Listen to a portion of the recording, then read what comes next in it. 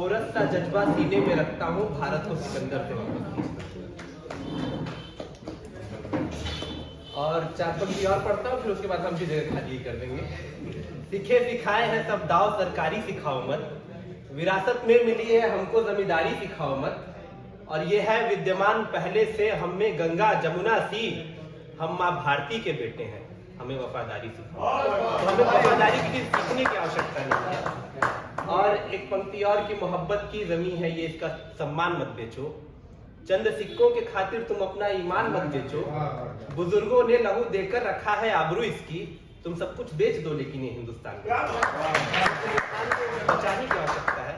इसी के साथ मैं भी जगह खाली करता हूँ जी।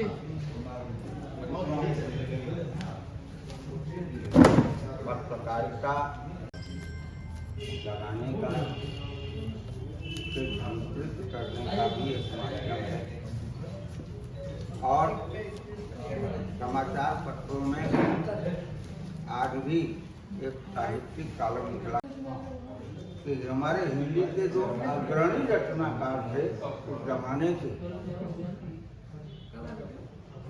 मैं किसी को उनके ऊपर नहीं करना चाहता, लेकिन जो हमारे लोक गायक थे उस जमाने के, उन लोगों ने गांव-गांव तक हमारी चेतना को, स्वतंत्रता संग्राम के आंदोलन को लोगों के दिलो दिमाग में इतना भर दिया था कि महिला हो। मीडिया है जो आप सब प्राय देखा करते हैं, उसमें आप अक्सर लिखा करते हैं। सुरेश प्रताप जी हमारे बीच में श्रद्धेय पंडित पारसनाथ जी मिश्र हैं। मैं आग्रह करूंगा कि वो मंचासीन होने की कृपा करें। और हमारे जनपद के लोग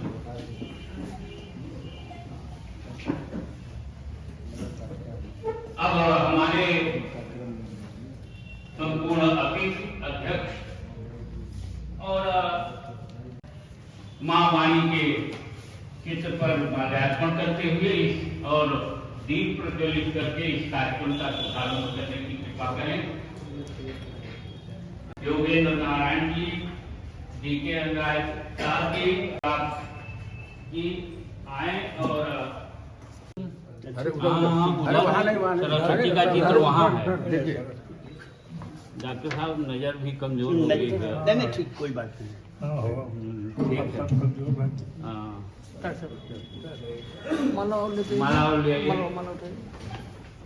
मलवा लिया यार पांडे, फूल लगा दिया, फूल ढेर है माला। एक माला तोड़ दीजिए, हाँ, माला तोड़ दीजिए, हो जाएगा। हो गया ना? अच्छा हाँ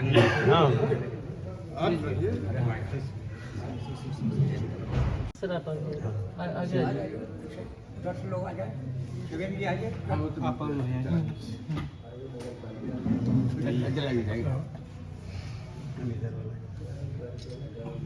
कौन जगह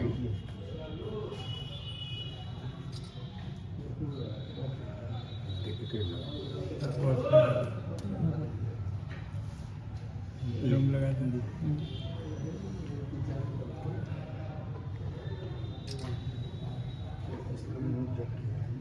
मोहम्मद जल किसी तरह का तू पकड़ ले भी आपको अंदर आ गई।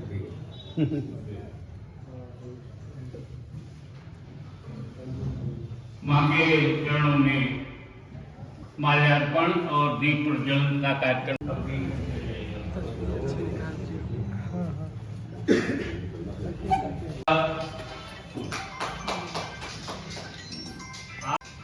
जो हमें स्मृति चिन्ह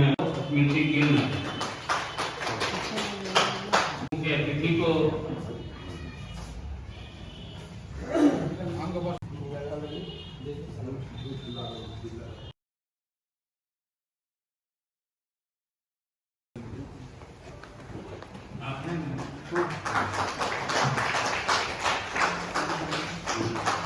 इधर देखिए, सामने से सामने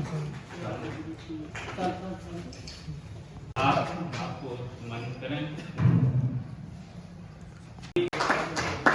आप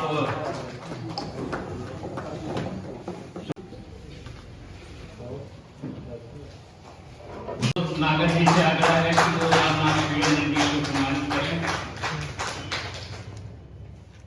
सामने देखिए सर, हो गया। हमारे अतिथियों का सम्मान होता हुआ और सर सामने अब मैं चाहूंगा कि माँ वाणी की वंदना।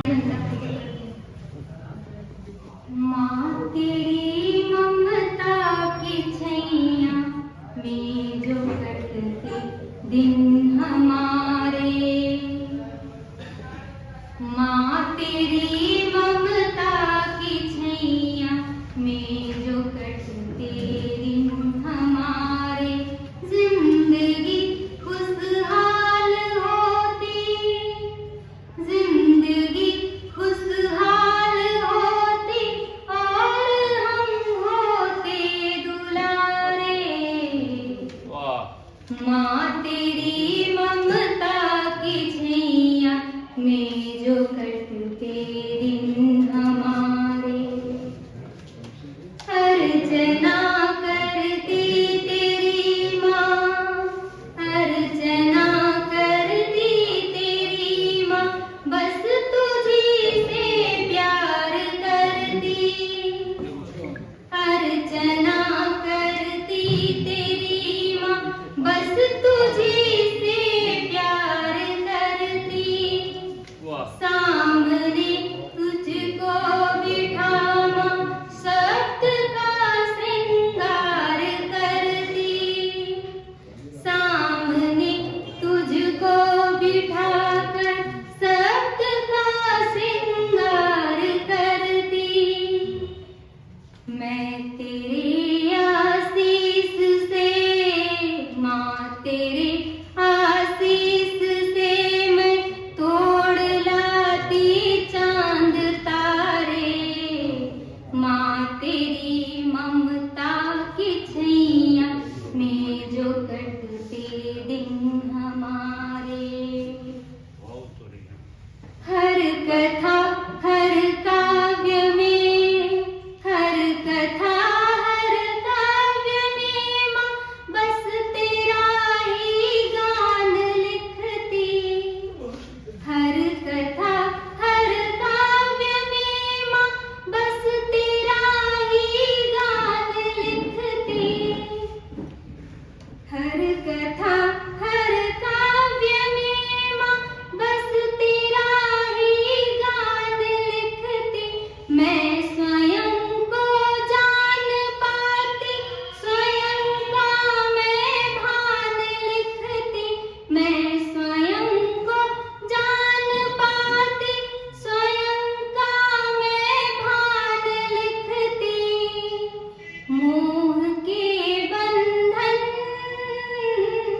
मोह के बंधन में अपने तोड़ देती स्वयं सारे, माँ तेरी ममता की छैया में जो कटती दिन हमारे। वेदना विपदा व्यथा, वेदना विपदा व्यथा और एक भी आंसू न होता, वेदना विपदा व्यथा और एक भी आंसू न होता। है मुझे विश्वास माँ बच्चे को ना छोड़ेगी रोता, जो तुम्हारा हो गया, जो तुम्हारा हो गया माँ है कहाँ संभव हारे, माँ तेरी ममता की छैया में जो कटते दिन हमारे। वाह, मित्रों, मैं भी चाहूंगा उनसे निवेदन करना कि देख सकूं दुख दर्द की टोली, माँ देख सकूं दुख दर्द की टोली, सुन भी सकूं फरियाद की बोली, माँ सारे नकली चेहरों पर आंख बना दे, कान बना दे, माँ सारे नकली चेहरों पर आंख बना दे, कान बना दे। और अब ये गांव गिराव मना रहे हैं। अखबार निकालना बहुत आसान काम नहीं है मित्रों, क्योंकि अखबार जितना पत्थर का दिल हो, जो वज्र की तरह हो, वही निकाल सकते हैं। सामान्य आदमी के बस की बात नहीं है। और सोनभद्र तो इससे बहुत दिनों तक वंचित रहा। यहाँ से कोई अखबार या पत्र नहीं निकल सका। मिर्जापुर से कुछ पत्र निकलते थे। अब मैं चाहूंगा हमारा इसका लोकार्पण हो सके, गांव गिराव का लोकार्पण।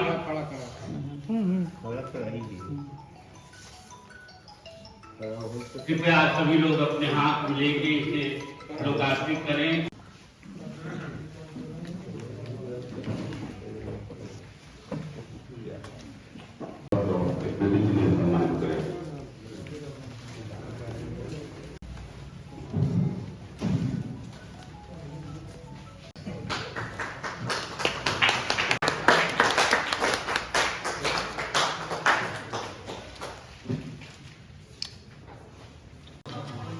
हमारे स्थानीय इस अखबार के स्थानीय संपादक हैं भाई राम प्रसाद यादव जी।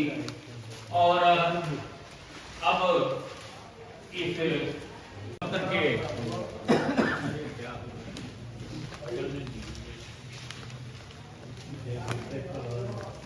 नीचे जब वो निकले तो आ गए सोनभद्र रावतगढ़ में। वो यहाँ से एक साप्ताहिक अखबार निकालने लगे। आप सबने उनका नाम सुना होगा, उनका चेहरा भी आपके ध्यान में होगा, पंडित हंसनाथ पांडे। वो लाइट ऑफ मिर्जापुर निकालते थे, साप्ताहिक अखबार था। और वो अक्सर झोले में सब कुछ लेके और पूरे नगर में घूम के लोगों को बात किया करते थे।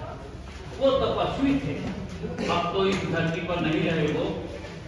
मुझे इस अखबार के सिलसिले में उनकी याद आई। और अब मैं इस समाचार दैनिक के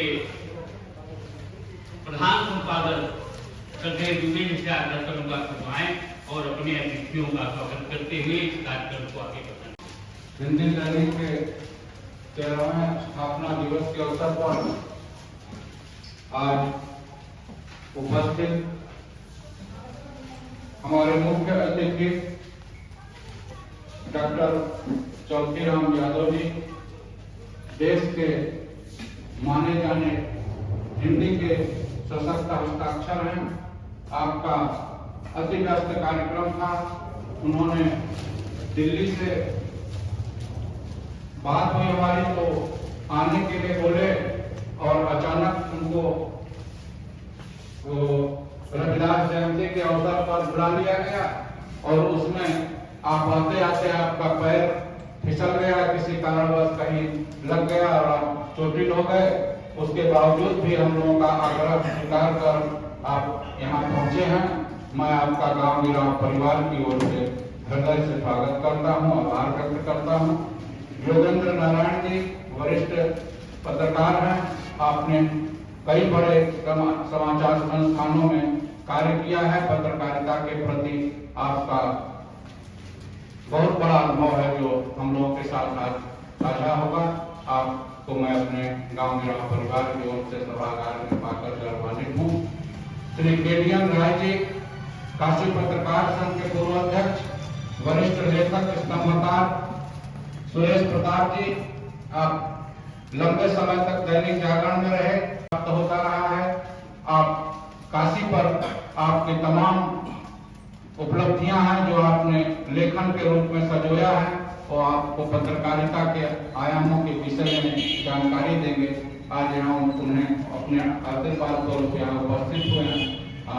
हम रामनाथ शिवेंद्र जी सोनभद्र की धरती से भले ही जुड़े हैं, लेकिन देश के बड़े साहित्यकारों में आपका नाम है। आप हमारे बीच में हैं। गांव गिराव परिवार आपको पाकर गौरवान्वित है। जगदीश पंथी जी जनकवि हैं। आप चाहे नववर्ष का आयोजन हो या गांव गिराव परिवार का जहाँ भी आयोजन होता है, आप उपस्थित रहते हैं। आज आप साथ गांव गिराव के इस कार्यक्रम का संचालन का दायित्व निभा रहे हैं।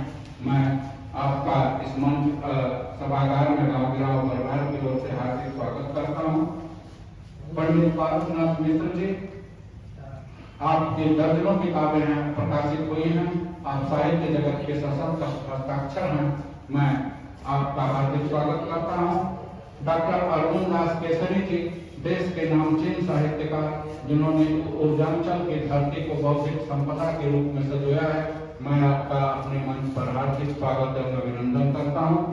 आयोजन कर्ता राम प्रसाद जी, जिनके सहयोग से आज से 13 वर्ष पूर्व गांव गिराव यहाँ से प्रारंभ हुआ।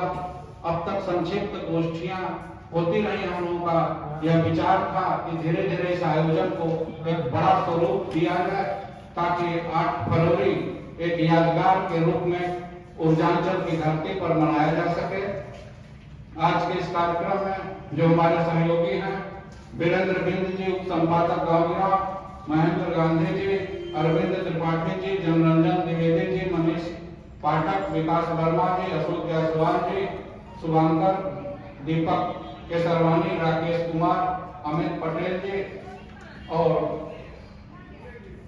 राजेंद्र पाठक जी, आप सभी का मैं गांव गिराव परिवार की ओर से हार्दिक स्वागत और अभिनंदन करता हूँ। समय भाव है 12 बजे इस कार्यक्रम को गोष्ठी को प्रारंभ करना था, लेकिन जाम के कारण आने में थोड़ा विलंब हुआ। जिन लोगों का नाम मैं नहीं ले पा रहा हूँ, आप क्षमा करेंगे। मैं सबका गांव गिराव परिवार की ओर से हार्दिक स्वागत करता हूँ। और जो हमारे बीच में अभी मुख्य अतिथि के हाथों जिन लोगों को सम्मानित होना है, पंडित जी से मैं आग्रह करूंगा कि वह कार्यक्रम इस नगर के कुछ नामचीन रचनाकारों को सम्मानित किया जा रहा है। इसमें सबसे पहला नाम है बहुत अच्छे रचनाकार, कवि, साहित्यकार और बहुत अच्छे संचालक भाई अशोक तिवारी जी का। वो जहाँ कहीं भी हो, कृपया मंच पर आ जाएं और अपना सम्मान ग्रहण करें। राम प्रसाद जी यादव और गांधी जी, आप वीरेंद्र कुमार बिंद जी,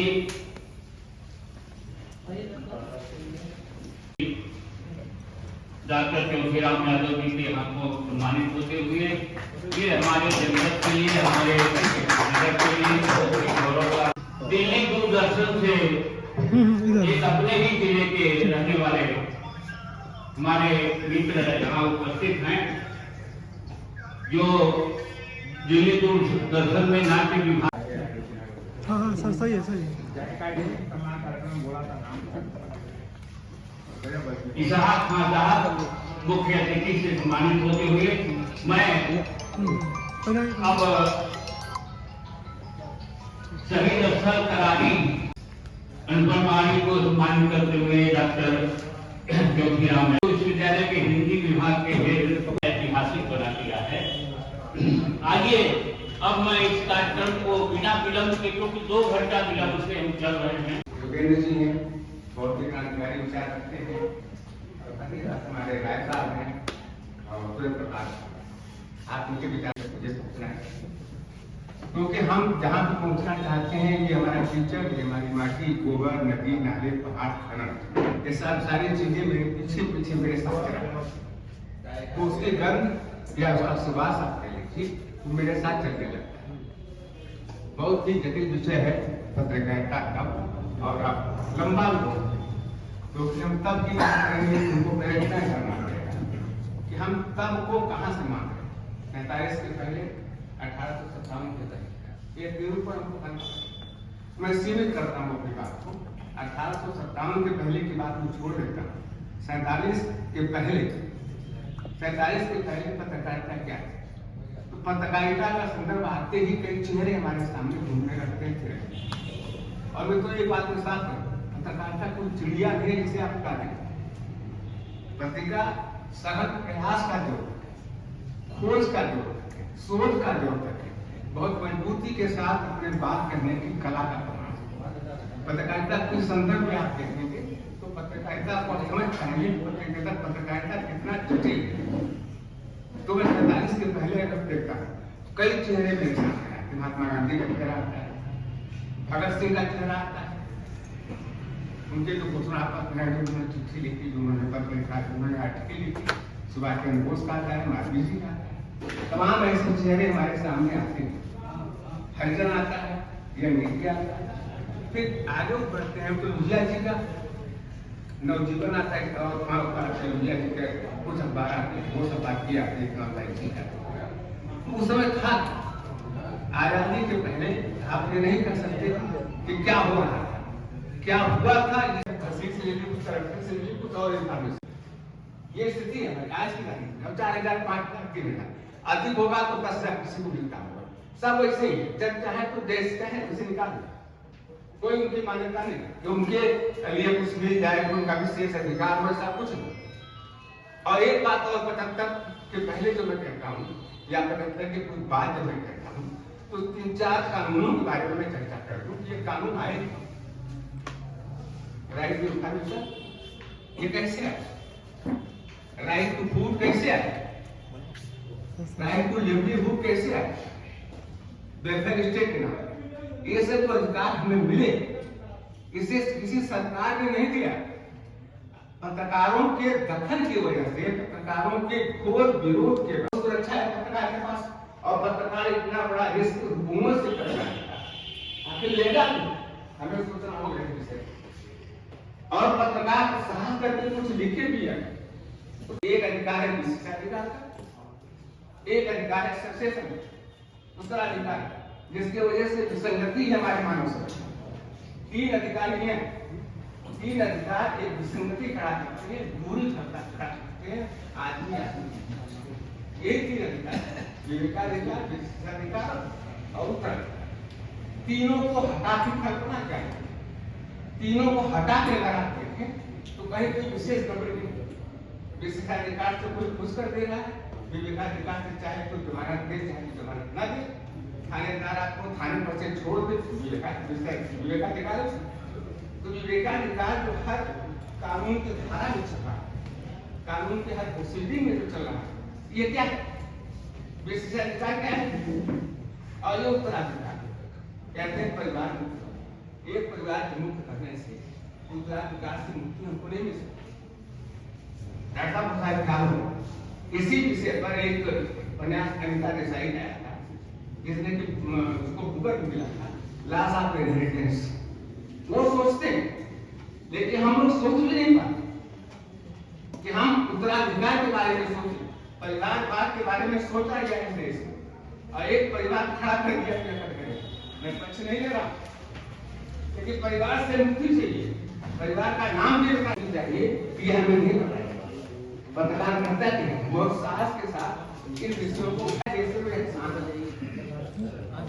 प्रसाद जी आप आ गए तो मैं 5 बच्चा है, ये भारत के बारे में इसका जिक्र मंत्री यहाँ से पढ़ेगा, 16 में उनका पैसा बोले जिंदगी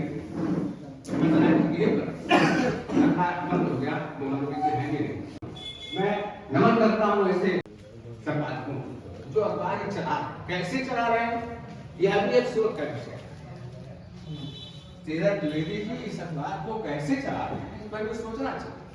और बहुत दूर नहीं साहित्यकार और पत्रकार, साहित्यकार भी जनन्मुख होते हुए वो सत्ता को टारगेट करता ही करता है। तो जब मुक्ता उसकी है कहीं न कहीं बाधित होगी, विरक्त हो जाएगी उस तरह से।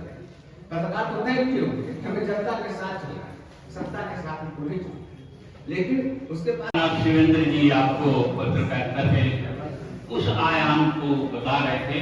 मैं जो सोचता हूँ कि गांधी से लेकर के इंदिरा गांधी तक और जयप्रकाश नारायण से लेकर के मोदी तक, अगर इसके पहले 2 खंड किए जाए तो शायद बहुत अच्छी बात निकल सकती है।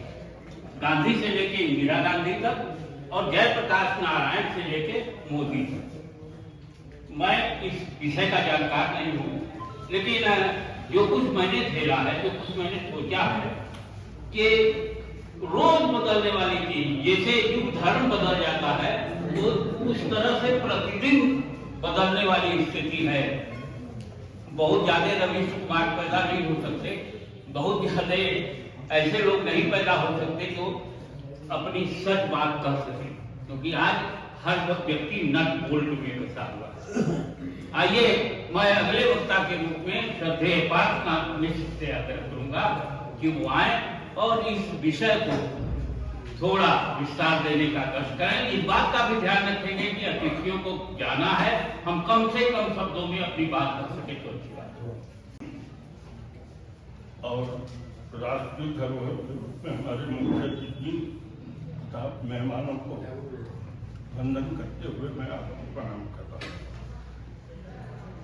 मैं स्वयं ये सोच रहा था कि ऐसे मनुष्यों की वाणी को सुनने का अवसर मिले। हम मीठा उसकी तो पल होती हुई आई है। सबके विषय में मैं केवल एक वाक्य आपसे कहना चाहता हूँ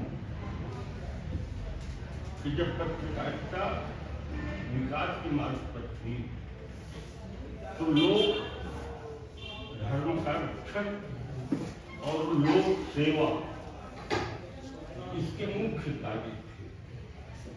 जब ये पुष्पित और कलंकित हो गई तो पत्रकारिता स्वयं एक व्यवसाय बनी और व्यवसाय बनने के कारण और छोटे लोगों का व्यवसाय नहीं, समाज के देश के पूंजीपतियों और वर्चस्व रखने वाले लोगों का व्यवसाय बनी। वहां क्या नहीं हो सकता बताने की आवश्यकता नहीं। और आज हमारी पत्रकारिता भी किसी की बात से ग्रसित। जब हम लोग पढ़ते पत्रकारिता के संबंध में एक शब्द प्रयोग किया जाता था, पीठ पत्रकारिता। अब उस शब्द का प्रचलन नहीं रह गया है, क्योंकि हमने शब्दों के लिए भी नए टकसाल खोल रखे हैं और रोज नए शब्दों को भर रहे हैं। मैं एक थोड़ा सा निवेदन आपसे ये करूं कि आज की हमारी पत्रकारिता राजनीति के साथ दूध में पानी की तरह नहीं, मधु में तमाम रसों के सम्मिश्रण के समान हो चुकी है। उनको अलग करना और इस दृष्टि से हमारे पत्रकारिता से संबंधित जो लोग हैं उनको हम दो भागों में बांटते हैं। एक तो वो पत्रकार हैं जो शुद्ध पत्रकारिता के क्षेत्र में जो कुछ समाचार जो कुछ आवश्यक समाज के लिए समझते हैं वो लिख रहे हैं, और दूसरे वो पत्रकार हैं जो साहित्यिक भी हैं, साहित्य से भी जुड़े हुए हैं और पत्रकारिता से भी जुड़े हैं। दोनों के लेखन का दो स्वरूप है।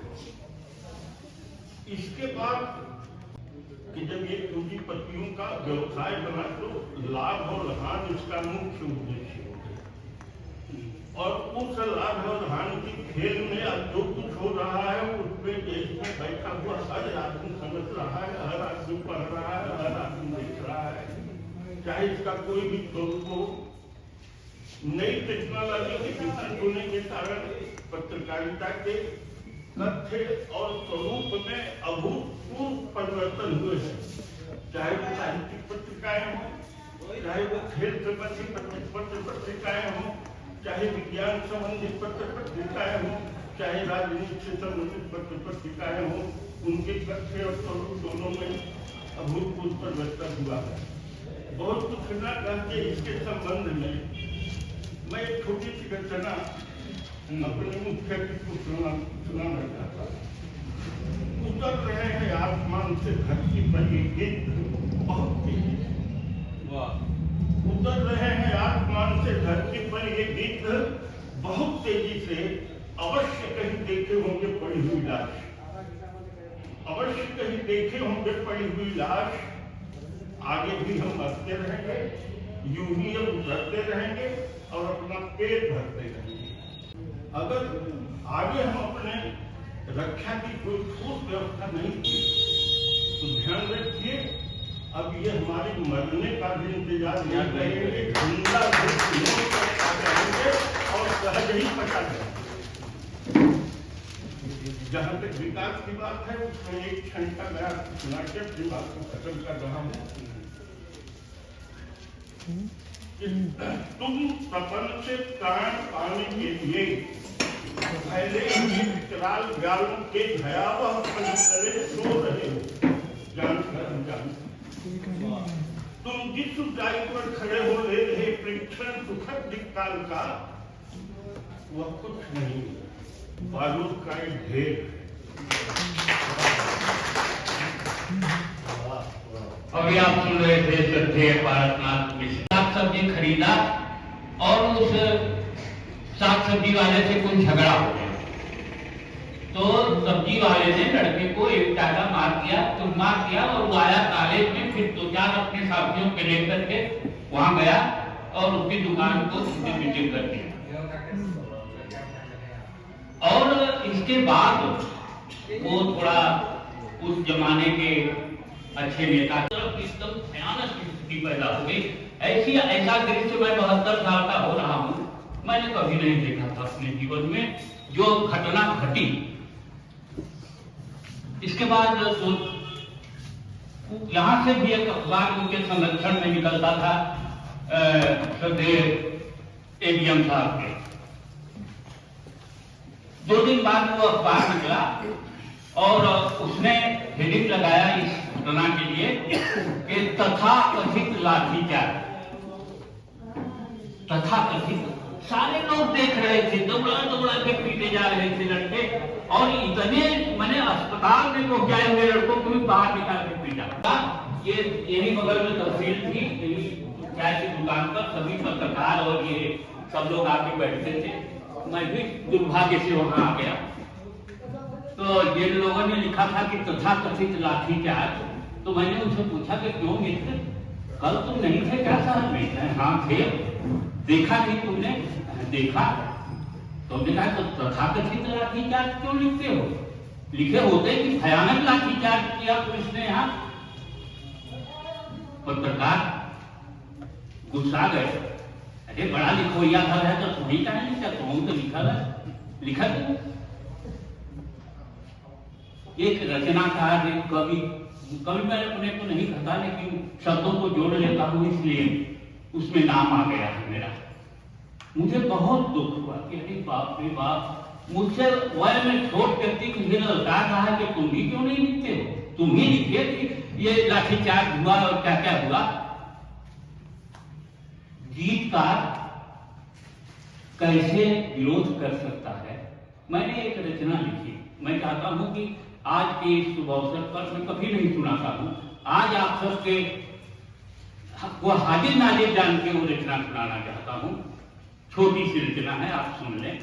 मैंने लिखा, जाके घर पर बहुत तकलीफ में था, और मैंने लिखा, खून का बहाव 2 दर्जन छात्रों के टूटे हाथ पांव, 2 दर्जन छात्रों के टूटे हाथ पांव।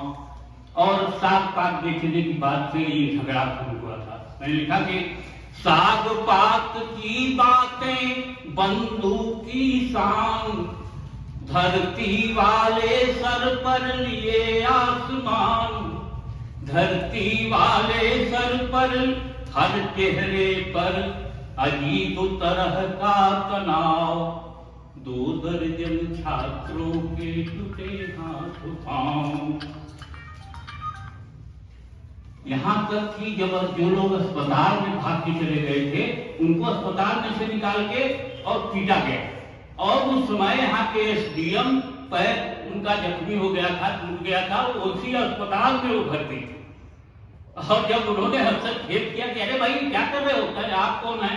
बोले कि मैं एसडीएम यहाँ का, मैंने लाठीचार्ज करने का आदेश नहीं दिया। कौन दिया है आदेश? बोले कि बताएंगे बाद में। सब चले गए, और बहुत दुख हुआ उनको भी कि मैं एसडीएम हूँ यहाँ का, और मेरे सामने बच्चों को पीटा जा रहा है। अस्पताल में लाठी गोली से दवा, अस्पताल में लाठी गोली से दवा, और डॉक्टर बेचारे की गुम हुई हवा, चोट झेलता है सरकारी दबाव, 2 दर्जन छात्रों के टूटे हाथ पांव, लोग खड़े देख। और दुकान तो सारी बंद थी, पूरा बाजार बंद था, और कोई का दुक्का खोल देता था। मैं जा रहा था सड़क से, एक आदमी प्लास्टिक का जूता लिए हाथ पे दौड़ा हुआ चला रहा था। मैंने पूछा क्या हुआ भैया? कहा हम नहीं जानते, उधर से लोग भाग रहे हैं, हम भी भाग। ये सुनेगा कि हल्ला के साथ शटर खड़खड़ा गए, दहशत ने पहन लिए वस्त्र फिर नए, दहशत ने पहन लिए वस्त्र फिर नए, भाग रही चेतना न गने धूप छाँव, भाग रही चेतना न गने धूप छाँव, 2 दर्जन छात्रों के टूटे हाथ पांव। अब एक बात आप सभी पत्रकारों से, सभी लोगों से क्षमा याचना करके मैं सुनाना चाहता हूँ उन लोगों के लिए जिन लोगों ने इस घटना को तथाकथित लिखा था कि पत्रकार अफसर के हो गए चपरासी, इनको कब कहां, इनको क्या पता कब कहां चली थी लाठी, झूठा है व्यर्थ यहाँ मचा काँव, 2 दर्जन छात्रों के टूटे।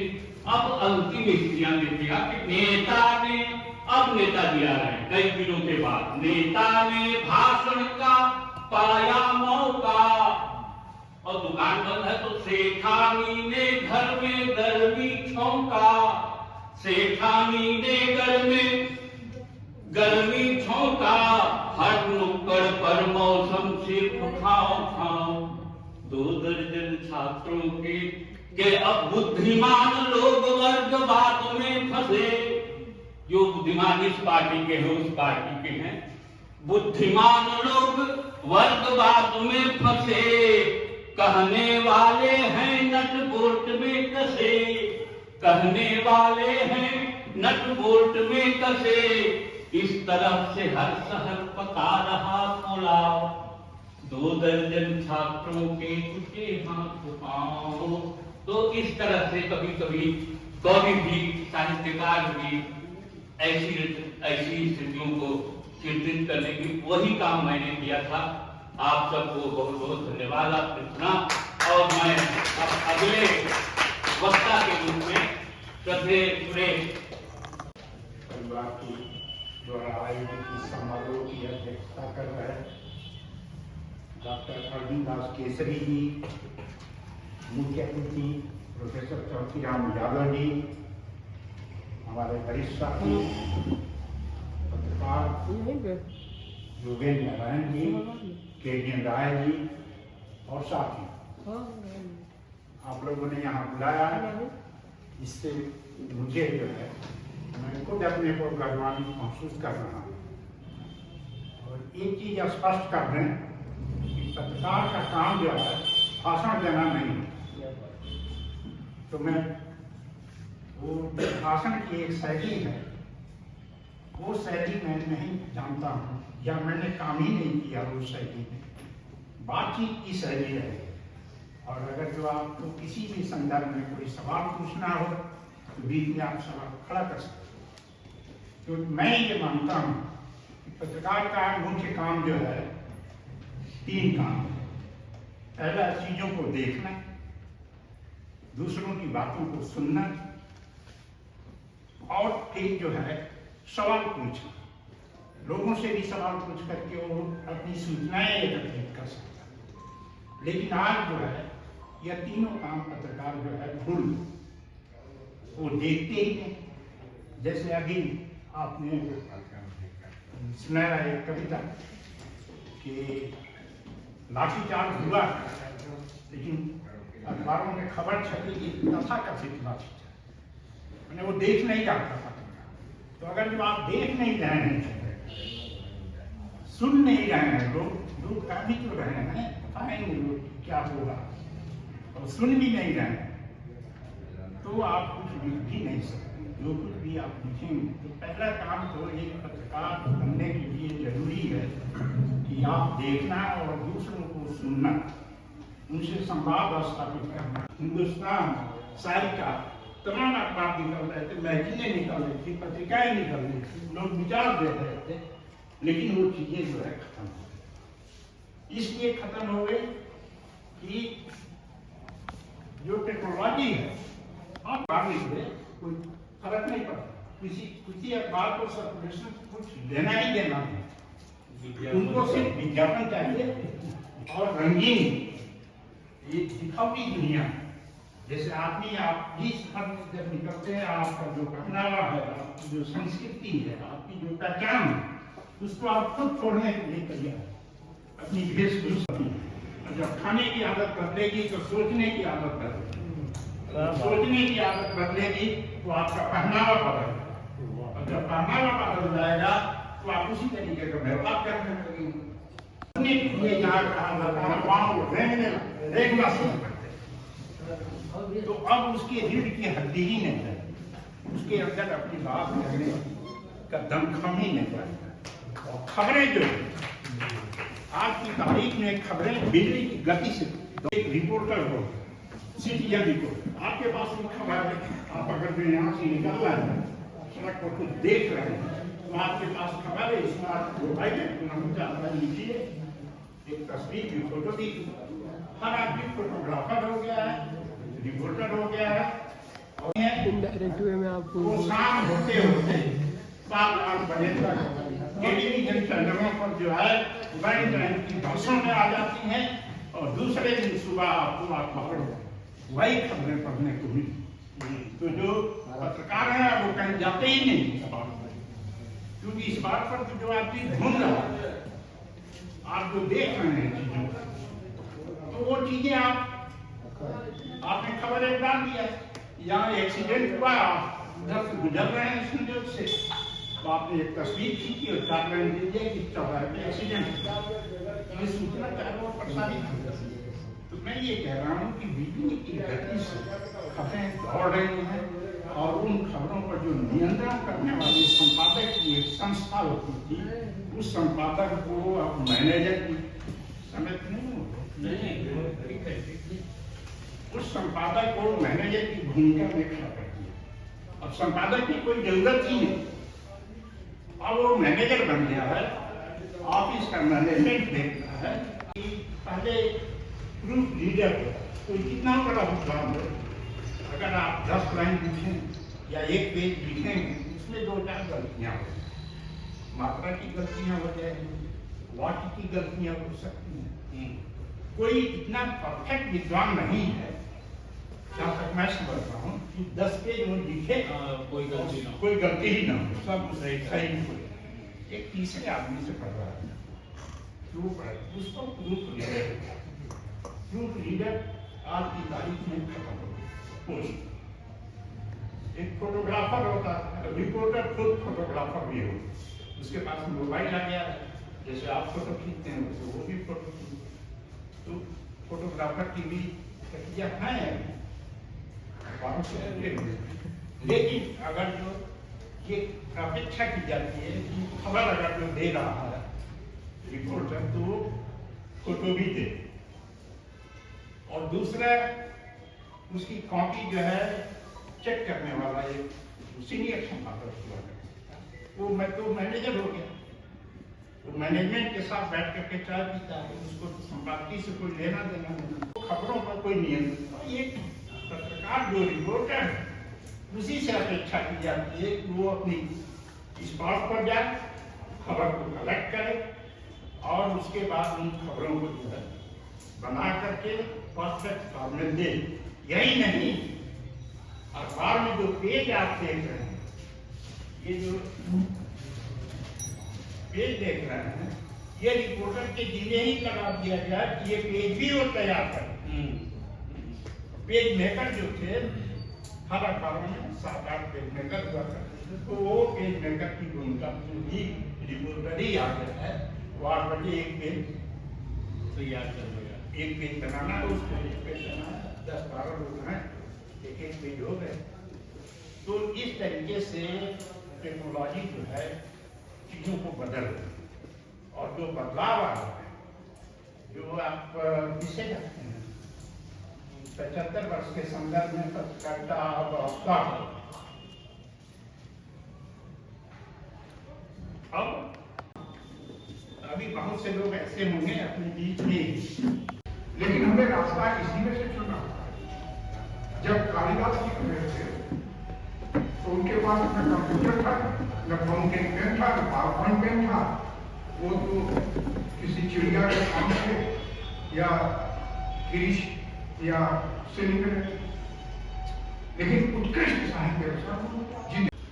हम अगर मूल अंक से लिखने लगेंगे तो हम क्या उत्कृष्ट लिखेंगे? ये कोई नियम नहीं।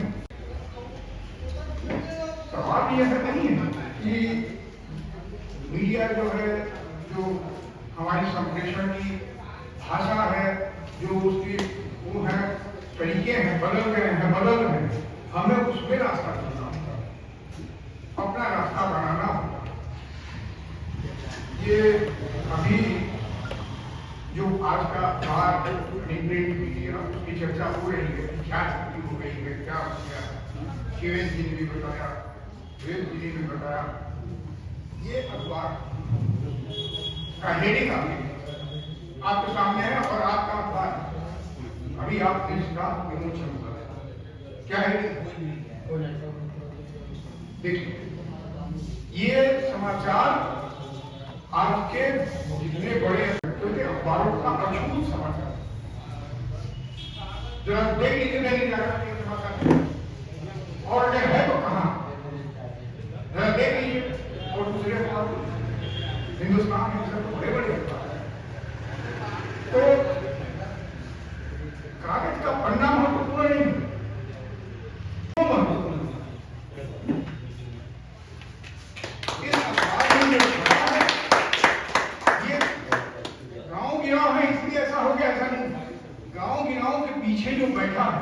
उसको लगा है कि ये समाचार महत्वपूर्ण है, इसको जगह मिलनी चाहिए और इतनी जगह मिलनी चाहिए, इसलिए महत्वपूर्ण बात ये है। हम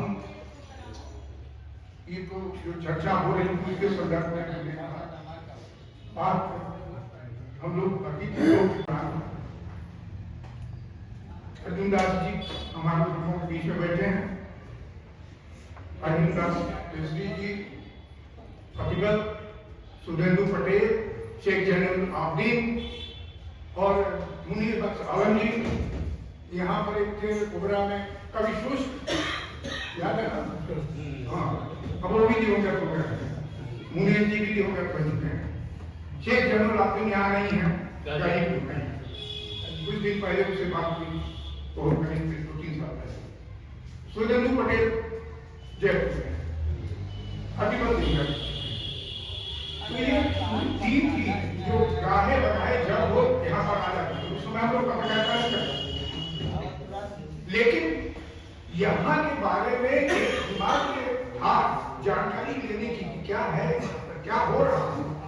हम सुनते अर्जुन दास जी भी बताते हैं कि एक समय में अगर कोई पैंट और शर्ट पहन करके गांव में चला जाए तो गांव छोड़ करके अपराधी भागे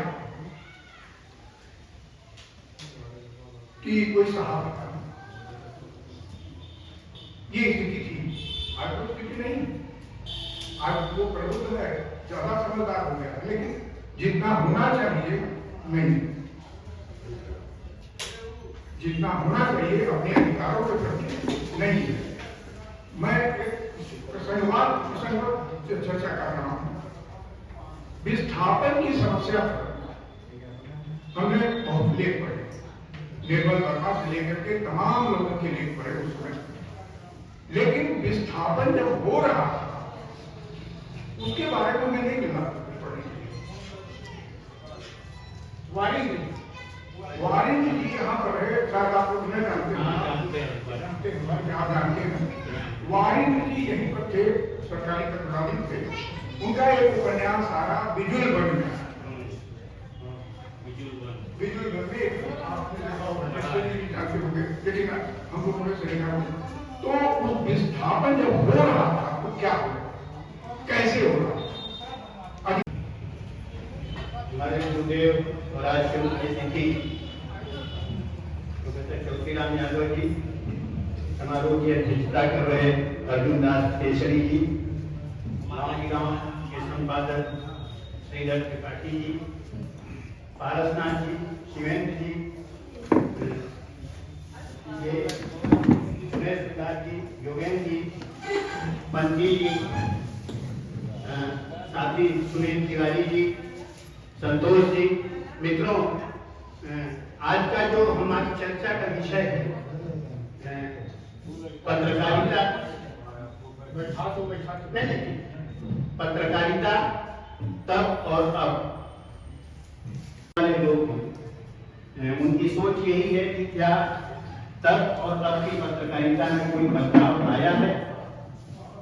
तकनीकी पक्ष के बारे में सुरेश जी ने बहुत लंबी चौड़ी चर्चा की, योगेश जी ने भी उसको स्पष्ट छुआ कि समय के साथ पत्रकारिता का निर्माण होता रहता है, उसी तरह से पत्रकारिता भी विकसित हो रही है। लेकिन पत्रकारिता का जो मूल तत्व है, जैसा योगेश जी ने कहा कि ये एक गांव के शीर्षक में लीड खबर राहुल गांधी की है। क्या आप कल्पना कर सकते हैं, ये जो हमारा कॉर्पोरेट सेक्टर के अखबार हैं या मीडिया घराने हैं, ये प्रिंट मीडिया के लोग हैं, क्या इनके लिए ये कहीं खबर है? भारत जोड़ो यात्रा राजनीतिक थी या देश को जगाने की थी, ये अलग विषय है। पार्टी विशेष का एक नेता उसमें का मकसद खत्म हो जाता है, क्योंकि वो यात्रा अगर खबर बनती है तो उससे सत्ता को नुकसान होता है, ऐसा डर हमारे मीडिया के लोगों को होता है। सन 47 के पहले भी अखबार में कि अंग्रेज हुकूमत के खिलाफ समाचार लिखने से हत्या हो सकती है। वह डर आजादी के बाद कम हुआ, कम होते होते फिर बढ़ा और आपातकाल में आते आते स्थिति वही आ गई जैसा आज की तारीख में अनुभव कर रहे हैं। आज कोई घोषित आपातकाल नहीं है, लेकिन पत्रकारिता के लिए यह बेहद काला दिन है, क्योंकि हम पत्रकार भय में काम कर रहा है और ये अखबारों में जो मालिकान हैं यह प्रलोभन में जिंदा है। भय और प्रलोभन दोनों आज की तारीख में समान रूप से इस कदर हावी हो गया है कि आपातकाल की पत्रकारिता भी अपने आप को बहुत कमजोर महसूस कर रही है। कि उस समय तो यही था कि भाई सेंसर बोर्ड है, सेंसर बोर्ड का एक दिशा निर्देश जारी है, इसके तहत आपको समाचार देना है नहीं देना है, लोग भी समझते थे। फर्क आपको अगर तब और अब में जानना है तो सिर्फ लोगों की बातों से आप अंदाजा लगा लीजिए कि तब किसी बात पर अगर चाय पान की दुकान पर या किसी के घर में बैठ करके ड्राइंग रूम में चर्चा होती थी तो लोग अपनी बात को सही साबित करने के लिए कहते थे क्या बात करते हो, अखबार उठा करके देख लो उसमें छपा है। मतलब अखबार में अगर कोई बात छपी है तो वह 100% सत्य है, उसको और किसी अतिरिक्त प्रामाणिकता की जरूरत नहीं। लेकिन आज की तारीख में जब आप किसी से कहते हैं कि फला अखबार में ये खबर छपी है तो मैं चुप रहा हूं, हमें पता है कि अखबार वाले कैसे समाचार छापते हैं। तो ये जो फर्क है तब और अब का एक फर्क ये है। दूसरी चीज ये है कि बहुत सूत्र वाक्य में मैं आपसे कहूं कि जिस मुल्क का नौजवान व्यवस्था से संतुष्ट हो जाए और अखबार सरकार के मुखापेक्षी हो जाए, उस मुल्क का लोकतंत्र बहुत ज्यादा दिनों तक सुरक्षित नहीं रह सकता। जो लोग बोल रहे हैं वो हाशिए पर हैं, वो गांव गिराव में हैं, उनकी बात 5 किलो राशन से ज्यादा की कीमत नहीं रखती। और जो लोग सत्ता की बात कर रहे हैं वो सितारा होटलों में, नाइट क्लबों में अपनी जिंदगी बिता रहे हैं, हवाई जहाज पर।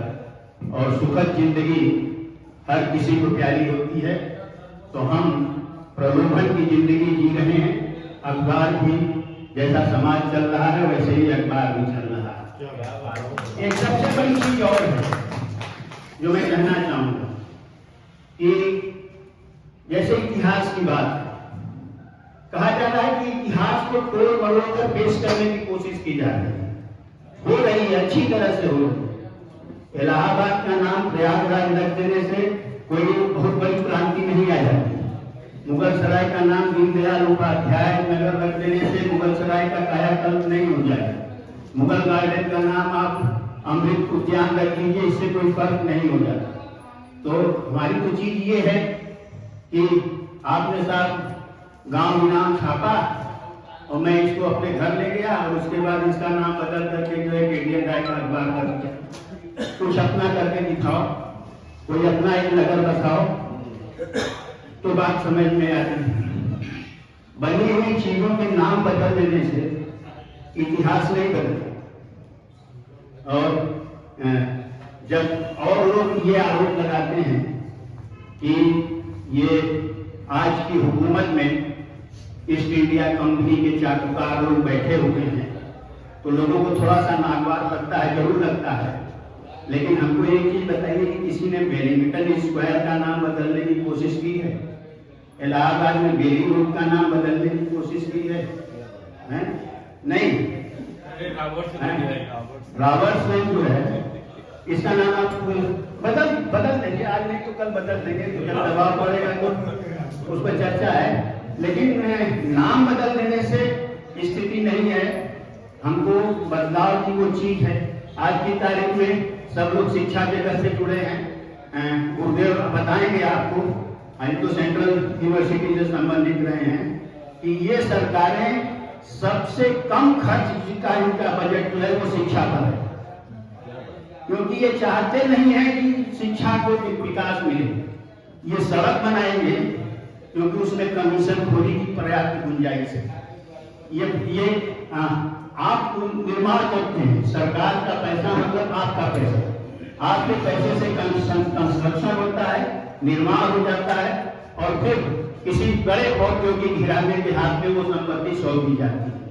आप एयरपोर्ट बनाइए और एयरपोर्ट बना करके किसी बड़े उद्योगपति को सौंप दीजिए, तो है। लेकिन ये खबर नहीं है। इतिहास को अगर तोड़ा जा रहा है तो इतिहास की सत्यता को परोसने की जिम्मेदारी भी हमारी आती है, जो हम उसको नहीं कर रहे हैं। हम बार बार कह रहे हैं कि देखो वो इतिहास को तोड़ रहा है, देखो वो समाज में विद्वेष पैदा कर रहा है, समाज में सद्भावना कैसे पैदा करनी है, समाज में इतिहास की सत्यता क्या है। मैं एक जैसे 2 पुस्तकों के बारे में योगेश जी ने चर्चा की, मैं भी 2 पुस्तकों के बारे में चर्चा करता हूँ। इतिहास की एक पुस्तक है भारत में अंग्रेजी राज, उन सारी चीजों को कोट करते हुए उस पूरा का पूरा जो है इतिहास लिखा गया है, जिस पर बहुत एक समय तक उस किताब के ऊपर बैन भी लगा दिया गया। और हमारा इतिहास क्या है? उनकी जीवन गाथा है, उनकी सफलता असफलता की कहानी है। इससे थोड़ा हट करके भी एक इतिहास होता है जो दिनकर ने लिखा है, संस्कृति के 4 अध्याय, उसको भी हमें देख। उसके स्थापना दिवस पर हम लोग एकत्रित हुए हैं। उसकी अध्यक्षता कर रहे अर्जुन दास केसरी जी, पारसनाथ मिश्र जी, संयोजक शिवेंद्र जी, हमारे मित्रों में से जोगेंद्र नारायण बहुत बड़े पत्रकार हैं, सुरेश प्रताप बहुत बड़े पत्रकार हैं। दोनों लोगों ने पत्रकारिता पर जो बातें की हैं, हम लोग के साहित्य के विद्यार्थी अपनी बातें नहीं जानते हैं।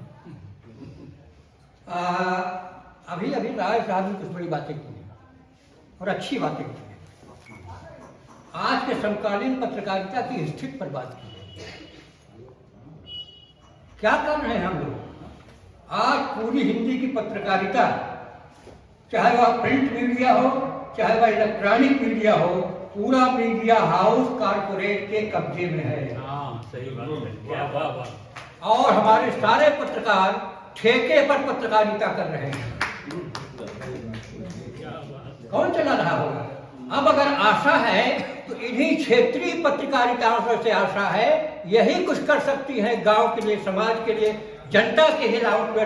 हमारी क्या समस्याएं हैं इस इलेक्ट्रॉनिक मीडिया में या प्रिंट मीडिया में जो है वो बड़े दुर्गम से निकल रही है। हिंदुस्तान है, अमर उजाला है, दैनिक जागरण है, दैनिक भास्कर है, ये सारी की सारी हिंदी पत्रिकाएं जो है वो क्या कर रही हैं? सरकार की एक प्रकार से चापलूसी करना, बल्कि उनके एजेंडे को प्रचारित करने के लिए नमक मिर्च लगा के प्रचारित करना, यही काम कर रही है। और उसमें एक से एक अंकर हैं, जो एंकर हैं ऐसे जब बैठते हैं एक किसी उस पर जो चल करके ऐसा चिल्लाते हैं जोर जोर जैसे कुछ झौंझा हो रहा है। देख लीजिए उसमें हम लोगों ने तो टीवी देखना बंद कर दिया है, हिंदी का अखबार पढ़ना बंद कर दिया है। जो सोशल मीडिया के द्वारा अगर ना हो, सोशल मीडिया लोकतंत्र का, हमारा जो आदमी समाज है, सामान्य समाज है, उसका एक लोकतंत्र अगर कहीं कायम है तो सोशल मीडिया में। वाह वाह वाह वाह। हम लोग वहां देखते हैं और सोशल मीडिया से ही खबरें हमें मिलती हैं, जो इस तरह के, जैसे सुरेश प्रताप ने बड़ी ठीक है खबरें रनिंग कर रही हैं, बिजली की तरह दौड़ रही हैं। हम लोग, जनता के लोग, गांव के लोग, समाज के लोग कहां पकड़ पाएंगे भैया? आप लोग तो पकड़ ही नहीं पा रहे हो। एक खबर अडानी की अंतरराष्ट्रीय खबर है, दुनिया की खबर, अमेरिका के जो रिसर्च करने वाली टीम है उसकी खबर है। क्या नाम उसका? हिडनबर्ग, जो 20 साल से लगे हुए शोध करने में और इस समय पता लगा रहे हैं। उन्होंने कहा अमीर बनता है धोखाधड़ी से, फर्जीवाड़ा से और इस तरह से, और जो सामान्य आदमी बनता है इंसानियत से, वह इंसानियत से, भाईचारा से। जो बड़े बड़े अमीर हैं, देखते देखते आप 8 साल, 14 से लेकर के आज 22-23 साल के बीच में देख लीजिए कितने कितने करोड़ों का जो अरबपति बन गए हैं। एक बाबा रामदेव था जो योगासन कराया करता था, योगासन कराया करता था, जो गुरु था, दवाई करने लगा, आज वह अरबपति बना हुआ है। कैसे बना हुआ है? बिना सरकार की कृपा से होगा? सरकार की कृपा के बिना एक जो लोग नहीं कर सकता है। एक जमाना था जो हम लोग कहते थे कि अब तय नहीं हो पाता था पंचायत से, इनसे उनसे, तो अपने दुश्मनों के साथ कहते थे I will see you in court, मैं आपको कोर्ट में देख लूंगा। तब हमारा विश्वास था हमारे कोर्ट पर। हम जानते हैं कि कोर्ट में जाएंगे, अदालत में जाएंगे तो सच का सच और झूठ का झूठ होगा। और आज न्यायपालिका कार्यपालिका में बिक गई है। न्यायपालिका ही कार्यपालिका का एक हिस्सा है, सरकार का एक हिस्सा है, उसके द्वारा संचालित होती है। अगर आप उसकी इच्छा के अनुसार काम नहीं करते तो जजों को बदला जा सकता है, सुप्रीम कोर्ट का जज बदल दिया जा सकता है, हाई कोर्ट के जज बदल दिया जा सकते हैं। उनके आधार पर उनकी नियुक्तियां होती हैं। और जो नियुक्तों का माध्यम क्या कहते हैं उसको? कोलेजियम सिस्टम जो है उसमें कौन सा जाएगा? कई बार हुआ कोलेजियम सिस्टम से जो जूरी बैठती है, उन्होंने यह नाम दिया, सरकार ने विरोध किया। क्यों किया भाई? क्योंकि उन्होंने ऐसा कुछ बनाया था तो कहीं और दो थे, उनके विरोध में थे, तो सरकार के विरोध में थे, इसलिए कोलेजियम के द्वारा जो बनाया जा रहा है उसको रोका जाएगा। वहाँ के हैं, केरल के हैं, केरल की जो कम्युनिस्ट सरकार है वहां पर यह थे, इस ढंग से रहे हैं। और इनके जो तमाम जो बने हुए हैं लोग, उनके कहना वो प्रांतों के संचालित करने वाले जो गवर्नर होते हैं, तमाम उनकी भाषा को देख लीजिए कैसे एक ही जगह में लगे हुए वहां सारी नियुक्तियां ढंग से हो रही हैं। क्या कर रहे हैं कौन सा लेकर? हम लोग हैं कहाँ? अभी तो क्या छोड़िए, अभी तो हम लोग आने दीजिए 24, अगर ढंग से होता तो देश कहाँ जाएगा इसका कोई आता पता नहीं है। जिसने कहा था हम देश नहीं टिकने देंगे, पूरा देश बेच दिया है, पूरा जो आपका अस्पताल बेच दिया है पूरी तरह से। यानी शिक्षा और स्वास्थ्य पर उसका कोई खर्च नहीं आता, जबकि आम आदमी के लिए दो सबसे मुख्य समस्याएं हैं, शिक्षा और स्वास्थ्य। ये आम आदमी की जरूरत है। आम आदमी मर रहा है, खाने पीना मर रहा है, भूखमरी के मारा मर रहा है, उसको ठीक से खाना बच्चों को नहीं मिल पाता, हुआ मर रहा है। उसको 5 किलो अनाज बेच कर उसे वोट खरीद रहे हो, सारा कुछ राजनीति राजनीति चुनावी भाषण के लिए हो रही है, सारा कुछ धंधा हो रहा है वो 24 के चुनाव को ध्यान में रखते हुए हो रहा है। सारा मामला देश के लिए कभी नहीं किया। हम देश नहीं बिकने देंगे, रेलवे बेच देंगे, हवाई अड्डों को बेच दिया, लाल किला बेच, बनी एक से एक चीजों बेचे जा रहे हैं और कहते हम देश नहीं बिकने देंगे। झूठ और पाखंडों पर निशाना पूरा देश चल रहा है। इसीलिए कहा कि हम दो और हमारे दो के द्वारा यह देश चल रहा है। गुजरात के हम दो और दो, प्रधानमंत्री और गृह मंत्री दो, और दो अडानी और अंबानी, पूरा देश यह चला रहे हैं। और एक एक करके अगर होगा तो आप यह देखिए अडानी की समस्या इसमें अंतरराष्ट्रीय समस्या है, सारे देश। और ये मालूम हो गया कि एक दिन जिस दिन उनका एडिनबर्ग का वो आया, उसी दिन इनके न जाने कितने हजार करोड़ चले गए नीचे, और अब कितना 16,000 करोड़ कितना हो गया और धंस गया है। अब सरकार उसको उठाने में लगी है, वहां से कर रही है, उनके द्वारा किसी के द्वारा करने से कुछ नहीं होगा। लेकिन अब तक ये होता, एक किसान अगर उसका 2,000 का ऋण नहीं माफ होता है तो उसकी कुर्की हो जाएगी, आप तो कुछ नहीं कर सकते, बन जाएगा। अभी एक किसान ने आत्महत्या की है, इसलिए यह जो छुट्टा पशु होते हैं, सारे छुट्टा पशु उसके खेत में गए, उसकी सारी फसल नष्ट कर दी गई। और अब क्या करे, अब सोच रहे हमारी जिंदगी कैसे चलेगी। वह अपने मफलर गले को लपेट करके अपने गुजरा जाए। बनारस में शाही नामक गांव में 2-3 किसानों ने आत्महत्याएं की थी। उनके रहने सहने की कोई स्थिति नहीं है। आप वह कोई कर्ज लेता है, 2 लाख का कर्ज था, कहा हम 2 लाख का कर्ज कैसे चुका पाएंगे, और उसी में अपनी जीवन को उसने खत्म कर दिया। हालांकि गलत बात है, लड़ना चाहिए, लेकिन आदमी के सामने कोई चारा नहीं होता तो यही करता है। और यहाँ 100,000 करोड़ रुपया लेके कितने पूंजीपति भाग गए विदेश में, अमेरिका में। देख लीजिए एक कौन रहा जो सबसे पहले भागा, नीरव, और 5-6 तो गए भाई, और सब 7-8 माने इधर से भागे हैं। जब 10-12,000 करोड़ रुपया जब उनका हो गया लोन तो भागे। अब कहां से लोन लिया? बैंकों से। बैंकों में किसका पैसा जमा है? हमारा आपका। अब अडानी के द्वारा इनका जो हो रहा है, LIC से लिया था लोन, तो क्या नाम जो है हमारी विश्व बैंक है कौन, SBI, इससे लिया है, LIC से लिया है और यूनाइटेड बैंक से लिया है। तो इनमें जो उनका कितना करोड़ क्यों मिल जाता है इनको इतना करोड़? हमें तो साला आपकी चप्पल खिंच जाएगी अगर आप 1,000-2,000 मांगने लग जाए।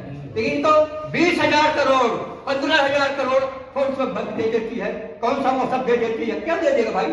उसके ऊपर दबाव बनेगा सरकारी, तब न दे देगा। और वह भाग गए विदेश में, उनसे वसूल करने की नहीं है। आप हमको यह बताइए, इतना बड़ा हमारा देश है, इतनी हमारी सुरक्षा व्यवस्था, सारी चीजें हैं, कोई एक आदमी कैसे हमारे देश से भाग जाएगा? हो ही नहीं सकता। आपके देश से कोई ऐसे भाग जाए 10-15 करोड़ रुपया, और एक नहीं 55 भाग रहे हैं बिना जानकारी के भाग रहे हैं, और उनके समझाया माफ हो जाएगा, क्या हो जाएगा, वापस लाया जाएगा, क्या किया जाएगा, अरे कुछ नहीं। देश चल नहीं रहा है। देश इस प्रकार से किसी प्रकार, यानी जो आर्थिक स्थिति भयंकर ना, इनके भक्त लोग जो है ना, उसमें आप अखबार, हिंदी अखबार हम लोगों क्यों बंद कर दिया? उसमें अखबार में खबर ढूंढते रह जाओगे, खबर नहीं मिलेगी। खबरों का मुंह विज्ञापनों से ढका हुआ है, खबरों का मुंह विज्ञापनों से ढका हुआ है। वह विज्ञापन क्या है? रुपया पैसा है, विज्ञापन है, उस विज्ञापन से चल रहे हैं अखबार। और वह न हो तो खबरों का क्या मतलब उनके लिए है? खबरें जो हिंदी में और सरकारी जो तंत्र होता है उसी की बात है। आज इतना 20,000 करोड़ का रोजगार दिया गया, आज इतने लाख की नौकरियां दी गई। रोज हमारे हिंदी अखबार में उसमें से निकलता रहता है, उसके आंकड़े कोई नहीं मिलते कि कहां पर दी गई, कैसे दी गई। और अभी ये जो ठिका रहे थे ना वो तो क्या नाम है वो राहुल गांधी की भारत जोड़ो यात्रा, क्या यानी पूरी दुनिया को, पूरे देश को उसने मक्का के रख दिया है। आप ये देखिए कि वह पैदल चल रहा है, एक कमीज पहने हुए, एक टी शर्ट पहन के चल रहा है, हमेशा उसका मजाक में एक टी शर्ट बनाए हैं तो उसमें वो स्प्रिंग लगा होगा, मैंने इसको गर्मी मिलती होगी, क्या क्या अरे तो तुम भी स्प्रिंग लगा के ऐसी टी शर्ट पहुंच के पूरे देश में घूमो ना। पानी बरस रहा है, पानी भीग रहा है, उस पानी में वह भीग रहा है, उसके नहीं है, उसके पीछे पूरा देश चल रहा है। मद्रास से चला है तो वहां से गांव, लड़के, बच्चे, बच्चियां, बूढ़ियां पकड़ के उसको रोक लेंगे, बेटा है हमारा, कोई हमारा भाई है, कोई हमारा ये है, सारे के सारे लोग तमिलनाडु से लेकर कर्नाटक होते हुए और वहां तक बने जम्मू कश्मीर तक गया। जम्मू कश्मीर में प्रतिबंध होगा, नहीं जाने देंगे, लेकिन आप कैसे, पूरी जनता उसके साथ खड़ी है। ये हिंदी क्षेत्र नहीं है, हिंदी क्षेत्र के हमारे लोगों का मामला या जो है यहाँ पर या जो मदान्यता या चाहे रूढ़िवादिता या पाखंड और जकड़न जो है जितनी हमारे यहाँ भरी हुई है उतना कहीं नहीं है। तो इसलिए वहां से चला है तो उसका पूरा का पूरा वह चाल चल रहा है। उसका इतना मजाक उड़ा गया, सीधे किया गया, ये देश जोड़ रहे हैं, इतनी मजाक। गांधी जी, नेहरू जी 70 साल में थे, 70 साल में क्या हुआ? अब आजादी क्या है तो आजादी मांगते ही नहीं तो कहते हैं आजादी तो गांधी, नेहरू, तिलक ने जो 57 को उसमें तो आजादी प्राप्त की थी, वो तो भीख भी मिल गई। इनके लोगों का क्या कहना है ना, एक इनके कंगना रनावत है, एक उसके पिंड है, तो इस तरह के सगुफे कभी कोई छोड़ कर आता है और उसने सगुफा छोड़ा कि हमारी आजादी तो 14 से मिली, नहीं 14 से मिली है, ये शताब्दी। और यह जो अमृत काल चल रहा है यह किसका शताब्दी है? इस 14 के बाद वाली आजादी का है कि या तो 1857 अमृत काल किसका है? 10 साल के भीतर कौन सा अमृत काल हो गया? एक तो आप उसे आजादी मानते रहे हो, गांधी, नेहरू, तिलक की आजादी को आप भीख में मिली हुई आजादी कहते हो, और उसके बाद वहां से 75 साल जोड़ कर 75 साल का अमृत कलश बनाते हो। तो ये कौन सी बात है? ये तो सचमुच के जो है कि देश कैसे चल रहा है, हम लोग उसमें कैसे जी रहे हैं और कर नहीं होता है। केवल बस यह है कि कैसे जोड़ तोड़ इसके माध्यम से चीजें चले जाए और उसका एक मात्र बनता है। पत्रकारिता की बात करते हैं, अभी जो मंत्री जी थे जो संचालन कर रहे थे, कहा ना कि हमारे यहाँ से पांडे जी थे, साप्ताहिक निकालते थे, और इसके बाद यह भी जो कर रहे हैं यहाँ भी काम झोले में लेके चलते हैं। पत्रकारिता तभी संभव होगी जब आप डिवोटेड हो, आपका श्रम लगे, आप कंपोजिट से करने वाले हो, आप उसको समाचार इकट्ठा करने वाले भी हो, आप ही उसका छापने वाले हो, आप ही उसकी प्रूफ रीडिंग करने वाले हो, और अभी आप ही अपनी टुकड़ी साइकिल पर बैठ के अखबार रख करके बेचने। ये होता है तो अखबार, यही अखबार होता है जो मिशन के आधार पर होता है। हम अपने को डिवोट कर देते हैं समाज के लिए, समाज के हित में दे देते हैं, हमें उस प्रकार की सच्चाई होती। तब उसमें जनता की खबर छपती थी, सत्ता की खबर छपता, आम आदमी खबर। इस समय जो हमारी मीडिया है, हमसे भाड़ मीडिया कहते हैं, कोई लोग बोधी मीडिया कहते हैं, जो सरकारी मीडिया है बोधी मीडिया, इस तरह के क्षेत्रीय अखबार नहीं है। वे जो केवल है वह अपना का अपना जो है 6 लाख रुपए उनका होता है, जो एंकर बैठते हैं ना तो कुछ झोंझों करने वाले चिल्लाते हैं मुंह से एक दूसरे का, निकलता कुछ नहीं, क्योंकि उसमें मुद्दे ऐसे दिए जाते हैं तो सब उसे करने वाले। जनता के मुद्दे कभी आए, बेरोजगारी पर कोई डिबेट हुआ, महंगाई पर कोई डिबेट हुआ, इन पर जनता की समस्या, बेरोजगारों की समस्या, भू पीड़ितों की समस्या, इन पर कोई रोजगार नहीं होता। ये जनता की समस्या कभी नहीं आई। क्या होगा? आज हमारे यहाँ बाबा विश्वनाथ के मंदिर में हल करके इतना ज्यादा हुआ, इतने लोगों ने स्नान किया, अयोध्या को अब तीसरे वहां बनाने के लिए अब तीसरी अयोध्या यह बन जाएगी, वो यही सारे धार्मिक पाखंडों और आज विज्ञापनों से हमारा अखबार खबरें हैं उसी के नीचे दबी पड़ी हैं। अब सोच को उसमें से निकालना पड़े, इसे देख नहीं। ये जो है लोकतंत्र का चौथा खंभा कहा जाता है मीडिया। लोकतंत्र का चौथा खंभा है, कहाँ है चौथा खंभा? लोकतंत्र का चौथा खंभा सबसे ज्यादा टकरा के टूट गया है,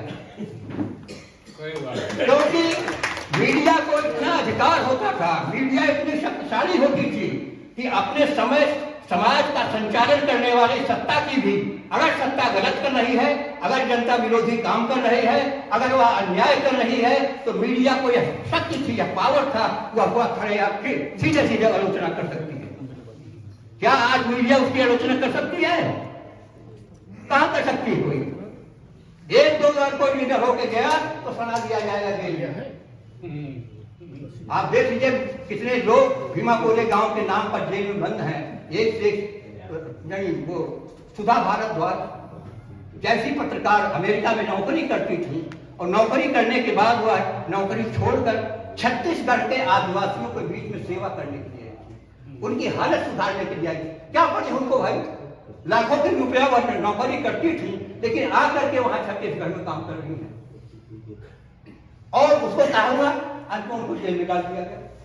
परवर राव जैसा क्रांतिकारी का भी बिना किसी उसके उसमें डाल दिया गया। दिल्ली के विश्वविद्यालय में बाबा कौन थे, हुआ उस पर चलते, व्हील चेयर पर चलते हैं उनके, यानी आप अगर सत्ता के जो लोग हैं उनके खिलाफ अगर बोल दीजिए तो आप देशद्रोही रह जाएंगे, आप शत्रु कहे जाएंगे। और इसलिए आपको इसलिए कोई बोल की सबको बंद करने का दहशत पैदा की जा रही है, भय पैदा किया जा रहा है। कौन बोलेगा मीडिया? यह मीडिया की बात नहीं है और मीडिया के द्वारा हमें मिलता है। इसलिए हमने कहा हमारा मीडिया, हमारा लोकतंत्र जो है, हमारा सोशल मीडिया है, उसी पर वहाँ क्या हो रहा है, साउथ में क्या हो रहा है, ये हमें सोशल मीडिया से मिलता है, हमारे अखबारों से नहीं मिलता। ये किस अखबारों में किसी उसमें जो अडानी की खबर आई नहीं आई, क्योंकि सारा मीडिया उस पर बंद है। अब तक अगर कहीं राहुल गांधी के नाम निकल गया होता कि इतना है ना, और ये तो सारा ईडी लग जाता, सारा सीबीआई लग जाता, छापेमारी होती, तो वहां पर ये होता है। और इनके एक से एक अपराधी उसमें बने हुए हैं, उन पर नहीं कुछ होगा। तो अपने गंगा नहा लिए ना, उसमें चले जाइए तो आपका गंगा स्नान कर लिए, पवित्र हो गए, शुद्ध हो गए। यहाँ आप हैं तो आप उसमें बात तमाम गंदगी लिखे हुए हैं और उसके द्वारा आपका इंदिरा सोनिया गांधी को उसमें बीमार ईडी ने एक बार बुलाया और क्या बुलाया था आपने दिया, इसके बाद दूसरी बार भी बुलाया। उन्होंने कहा कि हमें आप जितनी बार बुलाए, हम कितनों बीमार हैं, आप आएंगे। आप बेल्ट की बात इधर उधर करके पूछा जा रहा था और अभी गए क्या करिए नतीजा उसका निकला। परेशान करने के लिए जो विपक्ष है, जो नेता है, क्या है, उनको इस प्रकार से या उनसे संबंधित जो लोग हैं तमाम वो सब उठा के बुलडोजर कर रहा है। यानी विरोधियों को जिसका दबंध करना है सीधे बुलडोजर चला दे, जिनको जो विरोधी हैं। इसलिए जनतांत्रिक कहां से, लोकतंत्र कहां रह गया?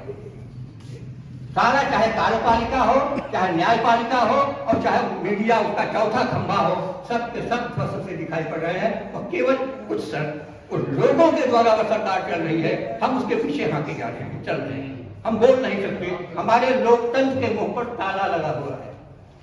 अगर आप आवाज निकालेंगे, अपनी बात कहेंगे, सच्चाई को कहेंगे, अपने ढंग से मानेंगे कि अन्याय, हम उस अन्याय के खिलाफ सच कह रहे हैं, तो आपका सच नहीं माना जाएगा, उनका झूठ आपके महान सच से बढ़कर के बढ़ जाएगा। क्योंकि जनता के पास कोई ताकत नहीं है। मीडिया के पास, मीडिया किसके पास है? ये राजनीतिक विपक्ष के लोग हैं। ये क्या कर रहे थे यार? इन लोग अगर चाहते थे, इनके पास पैसे नहीं कम थे। हम उत्तर प्रदेश बिहार की बात करें तो यहाँ पर मायावती की सरकार थी, अब मुलायम सिंह की सरकार थी, इन्हें रुपए पैसे की कमी थी। अगर यह चाहते, क्योंकि शिक्षा पर मतलब ही नहीं है, अगर यह चाहते एक राष्ट्रीय चैनल खोले होते, अगर यह चाहते तो एक राष्ट्रीय स्तर का अखबार निकाले होते। तो जनता की जो बात है जो झूठे रूप में प्रचारित की जा रही है, इनके चैनल उसके द्वारा वहां पर पहुंचते, हमारी सच्ची बातों को वहां तक पहुंचाया जाता, लेकिन वो नहीं हो पाया। डॉक्टर भीमराव अंबेडकर ने मूक नायक क्यों निकाला था? जनता क्यों निकाला था? और उनका आंदोलन था, और वही आंदोलन है कि तमाम तरह के उनके आंदोलन हुए, उसी के माध्यम से हुए। मूक जनता, लेकिन हमारी जनता तो मूक है। हम जनता जो मूक है उसमें बोल नहीं पाती है, उसको कैसे वाणी दी जाए? तो उन्होंने वाणी दी, बोलने की ताकत दी। आपको याद होगा कि एक बार जो है कुछ विदेशी पत्रकार आए थे और मिलना चाहते थे हमारे राष्ट्रीय नेताओं से। तो गांधी जी हैं, जवाहरलाल नेहरू हैं, तिलक हैं, अम्बेडकर भी रहे, 3-4-5 जो नेता थे उनको उन्होंने समय दिया था। तो गांधी जी ने अपना समय 9 बजे का दिया था, नेहरू जी ने 10 बजे का दिया था, तिलक ने 11 बजे का दिया था, और सबसे अंत में अम्बेडकर तो राष्ट्रीय नेता माने ही नहीं गए थे भाई, तो उनको चौथे नंबर पर माने 12 बजे का समय दिया। तो विदेशी अखबार वालों को अगर आपने बुलाया है, पत्रकार बुलाया है, तो उनका एक सम्मान होगा। पहले वो गांधी जी के यहाँ 9 बजे गए तो दरबार ने कहा कि भाई ये तो दरवाजा कहा बंद है, वो तो बहुत पहले खा पी के सो गए, उनका खाने का समय हो गया, सो गए। 10 बजे नेहरू जी के यहाँ गए, वहां भी दरवाजा खोला, यही कहा कि नेहरू तो सब सो गए। 11 बजे तिलक के यहाँ भी वैसा हुआ, तब वो सब परेशान हो गए कि भाई अब 12 बजे अम्बेडकर के यहाँ क्या करें, जब 11 बजे तक ये लोग खा पी के सो गए जो राष्ट्रीय नेता है, तो वो तो जागरे हो गए हमारे। फिर तय किया कि जब आ ही गए हैं तो चलिए चल के देख लेते हैं। और जब उनके यहाँ गए, खटखटाया, तो जो आदमी दरवाजा खोला उससे पूछते हैं, भाई हम लोगों को डॉक्टर अम्बेडकर ने 12 बजे का समय दिया था, अगर जग रहे हो तो हमें बताएं, हम सूचना दे दे, हम लोग बात करें। कहा बताइए क्या कहना, मैं ही डॉक्टर अम्बेडकर हूँ। यह होता है राष्ट्रीय नेता, यह होता है देश और दुनिया का नेता, जो अपने सम्मान के अतिथियों को हमने समय दिया है, उसके समय पर आके हम उसके दरवाजे तक जाकर स्वागत करें, और जब वहां से जाने लगे तो अपने दरवाजे तक हमसे पहुंचाएं। हमारा भारतीय आतिथ्य की परंपरा है रही है। यह बड़े बड़े राष्ट्रीय नेता कहे जाते थे, इन लोगों में से उसके लिए कोई परवाह नहीं थी, लेकिन एक ने जो समय दिया था उसको इस बात की परवाह थी, तो असल में राष्ट्रीय नेता तो वह हुआ। ये सारी बातें होती हैं। दूसरी बात, आज के समय में बहुत सारी बातें गई, अब और आपको तो बहुत किया, सुरेश प्रताप जी ने, वो जोगेंद्र नारायण जी ने, और यह जो हमारे राय साहब हैं, इन्होंने, मिश्रा जी ने भी बहुत सारी बातें कही थी, सारे लोग बहुत अच्छी बात। अब वाला तो छोड़ हो गया, तब और अब, तब में तो एक शब्द में कहना चाहता हूँ, बाकी सब बहुत हुआ। तब का मतलब अगर हम आजादी के पहले की लो तो हमारा कौन सा काल था? पराधीनता की बेड़ी में देश जकड़ा हुआ था, अंग्रेजों की गुलामी में हमारा देश जकड़ा हुआ था, वह साम्राज्यवाद के डर के नीचे मतलब सांस ले रहा था। उस समय अखबार की क्या स्थिति होगी? उस समय का नारा था कि घर हो तो मुकाबिल तो अखबार निकालो, घर हो तो मुकाबिल तो अखबार निकालो। भाई अंग्रेजों के अस्त्र शस्त्र से लैस सेना है, हम उसका मुकाबला कैसे कर सकते हैं? हम निहत्थे लोग हैं, ये जो राजनेता हैं या जो हमारे लोग हैं, सामाजिक कार्यकर्ता हैं, सुधारवादी हैं, तो ये सारे के सारे लोग तो हमारे निहत्थे हैं। हम उनको उनकी गोली बंदूक का हम मुकाबला कैसे कर सकते हैं? तो गोली बंदूक की ताकत से भी ज्यादा ताकत अखबार में होती है। यह तय किया उन्होंने कि अगर हमारे सामने गोली बंदूक लगा हुआ हो, हम उसके सामने अखबार निकालो। और देख लीजिए कि यही काम किया सारे नेताओं ने। गांधी जी के 2 अखबार, हर राजनेता 2-2 अखबार निकालता था, एक अंग्रेजी में और एक गांधी जी का गुजराती में। तिलक का एक अखबार अंग्रेजी में और दूसरा अखबार मराठी में। नेहरू जी का एक अखबार हिंदी में, एक अंग्रेजी में। लाला लाजपत राय का 2 अखबार, एक अंग्रेजी में, एक पंजाबी में। इस तरह से जितने बड़े बड़े राष्ट्रीय नेता थे, अब्दुल कलाम आजाद का एक उर्दू में, एक अंग्रेजी में, ये सारे बड़े बड़े नेताओं ने 2-2 अखबार निकाले। क्या मतलब? यह भी पत्रकारिता के द्वारा एक प्रकार से हम आजादी की लड़ाई लड़ रहे थे।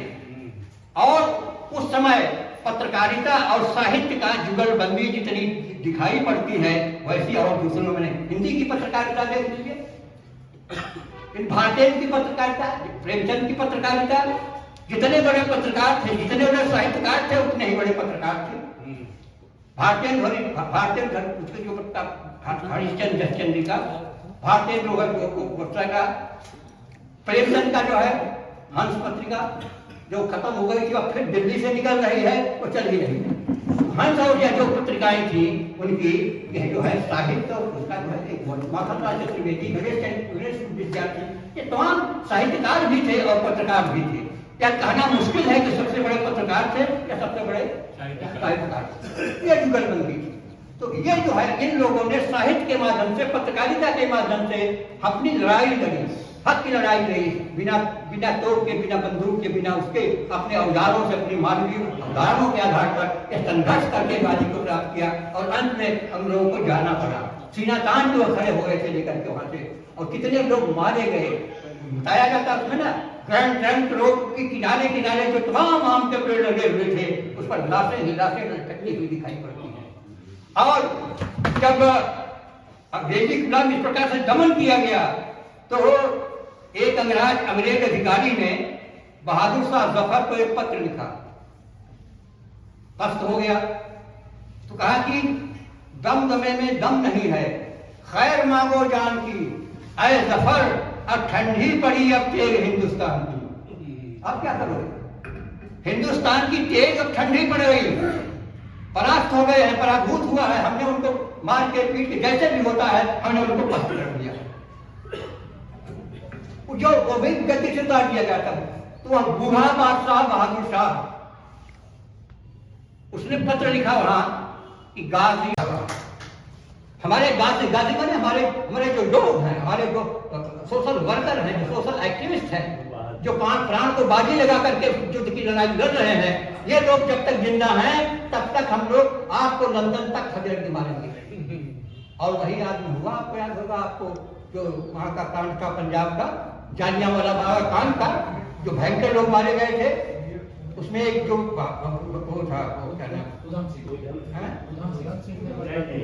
अरे वो जो एक भगत सिंह वगैरह तो थे ही, एक और था उसमें से ना, वो दलित था, इसलिए भगत सिंह और उनकी द्वारा वोटी नहीं की गई, वो लंदन तक गया।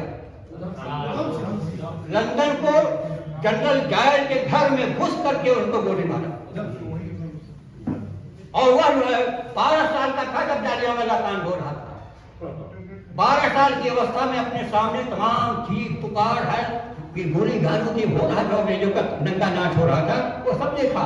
और उसी के नीचे उसने देखा कि 6 साल के या 6 महीने के बच्चा भी बैठा था, चिल्ला रहा, कोई नहीं। और जो चला चुके गोली वो कौन से आ रहे हैं, कौन से नहीं आ रहे हैं, किसी को पता ही नहीं चल पा रहा है, इस तरह का।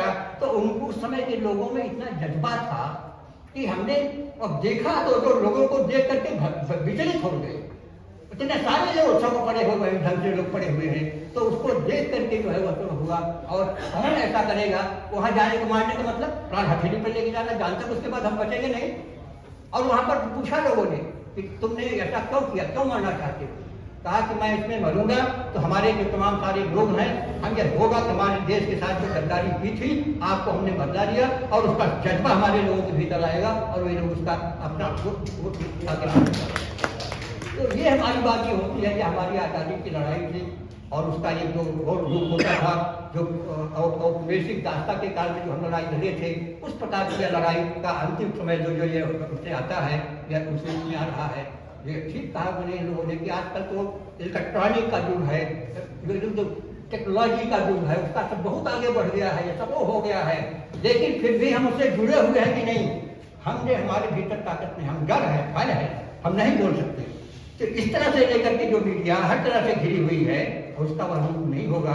पहले की मीडिया तब थी, और जब वह अंडरग्राउंड काम करते थे, जो लोग वहाँ करते थे और अपना अखबार निकालते थे।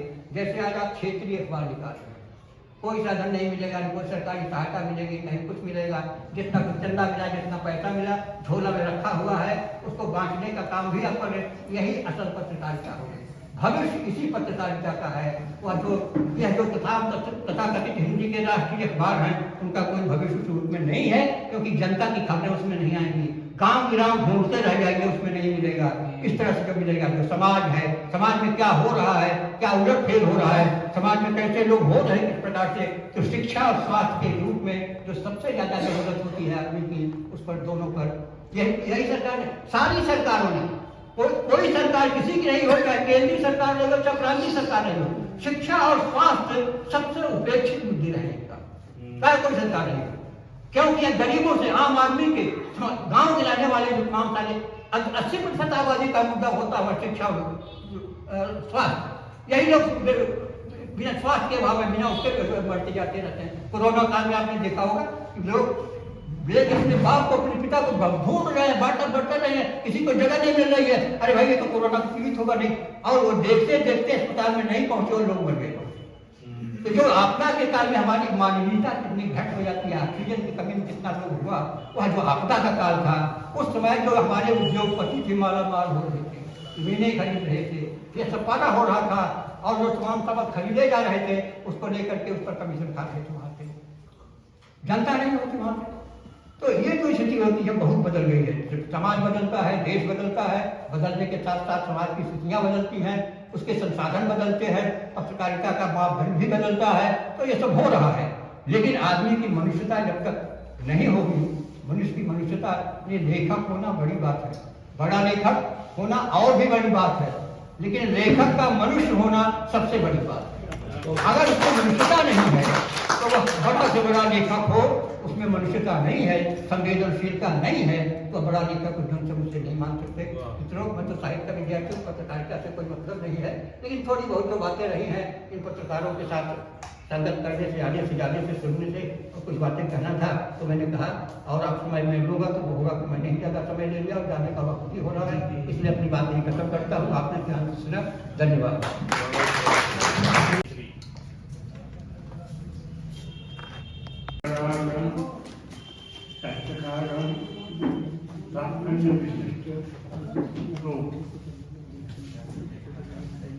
पत्रकारिता पर इतनी अच्छी गोष्ठी आज हो गई, मैं समझता हूँ कि शायद शताब्दियों में हो पाएगी तो ये पत्रकारिता की भी, लेकिन दशकों के बाद तो जरूर ये गोष्ठी ना तो कह सकते हैं कि दशकों के बाद इतनी बढ़िया गोष्ठी हुई है। इसके लिए राम प्रसाद जी विशेष रूप से धन्यवाद के पात्र हैं। पत्रकारिता की बात आती है तो कुछ स्मरण, कुछ पुरानी बातें हमको झकझोर देती हैं। एक बार हम लोग बता दें कि हमारी एक टीम थी 4 लोगों की, उसमें यश अधिबल थे, खुद दुखद, और सुधेंद्र पटेल थे जयपुर में, और शेख जैनुलाब्दीन थे यहाँ सोनभद्र में भी थे, मलेरिया इंस्पेक्टर, और एक मैं भी था। तो हम लोगों ने तय किया था कि 4 लोग 4 तरह के हैं, तो 4 विधाओं पर लिखेंगे। शेख जैनुलाब्दीन कविताएं लिखते थे, यहाँ की समस्याओं की बात मैं कर रहा हूँ, सोनभद्र के जो यथार्थ जो यहाँ का जीवन था, छात्रों का जीवन, आदिवासियों का जीवन और तमाम लोगों का जो जीवन था, उस पर ये हुआ कि वो कविताओं में लिखेंगे। मुझको काम दिया गया कि आप लेखों के माध्यम से लिखेंगे यहाँ का जीवन, और सुधेंद्र पटेल के जिम्मे था कि ये जो है रिपोर्टाज लिखेगा देश भर के बारे में। इस तरह से यह प्रतिबल छायाकार थे, और उस जमाने के यह प्रतिबल बहुत ही अच्छे छायाकार, बहुत ही बढ़िया छायाकार। तो हम लोग जब निकलते थे, शेख साहब एक परिवर्तन गीत लिखते थे, परिवर्तन आएगा साथी, परिवर्तन आएगा। और हम लोग निकलते थे तो गांव में जाते थे, और आपको मैं बता दूँ, एक बार चिचड़ी पनौड़ा हम लोग गए थे, पत्ते की गाड़ी पर बैठ कर, पत्ता लगता है ना, बेड़ी का पत्ता पर लग करके हम लोग जब वहाँ गए थे 12 बजे रात में, तो ये वहाँ 4 गोष्ठी हो रही थी अपने गाँव वालों से, 4 प्रदेश के लोग, कि कल किस कुआं से पानी मिलेगा। कुआं समझते हैं आप? यहाँ के लोग समझते बूंद बूंद पानी मिलता है यहाँ। जब पानी इकट्ठा हो जाता है तो वही पानी पीने के लिए लोग ले जाया करता है। तो वो पानी निकलता था और लोग बैठे रहते थे कि ये जब सवेरा होगा तो हम लोग इसको निकाल ले चलेंगे। कल्पना करिए कि पानी के ऊपर ज़्यादा रोशनी हो रही थी और हम लोग वहाँ बैठे हुए थे, उस पर काम वाला पत्रकारिता, ग्रामीण पत्रकारिता वह होती थी। सब चारों लोग लिखते थे चारों विधाओं में, और देश के सभी अखबारों में जब छपता था तो जिनमें प्रागैतिहासिक कार्य में कम से कम 10,000 चित्र बने थे और वो तत्कालीन संस्कृति के परिचायक उनका काम किया और उस पर एक पुस्तक का प्रचार बहुत गया है और उसको बहाव से सच्ची पत्रकारिता तो वह होगी कि कोई आप गाँव में कितने आदिवासी गाँव है, वहाँ का जीवन क्या है, वहाँ की संस्कृति क्या है, वहाँ की कलाएं क्या है और किस तरह से वो सारा सब भैया भैया हमको